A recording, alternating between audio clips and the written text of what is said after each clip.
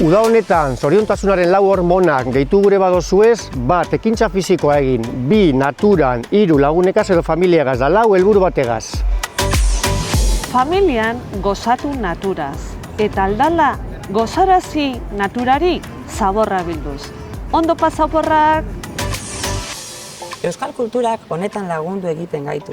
Alde batetik besteekin gehiago euskaraz hitz egiten eta bestetik ekintza ludikoetan parte hartzen, beraz uda hontan animatu eta joan herriko jaietara. Zer gehiago komentatuko dotzuet, euskararen inguruan ez dakizunik.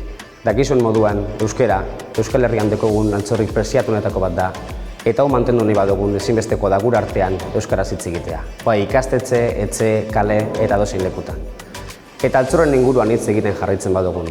Aipatzekoa da Euskal Herrian ditugun elikagaien kalitatea. Beraz, Karmengo Ama ikastetxetik elikadura osasuntsu eta orekatu bat jarraitzeko gomendatzen dutzuegu. Ahal den heinean, Euskal Herriko produktuak erabiliz. Uda honetan, eguraldi ona aprobetxatuz, aire zabalean liburuak irakurri eta euskerazko musikaz gozatu. Hi guys, here we are in June again. Ahead are summer holidays where we can do whatever we love doing.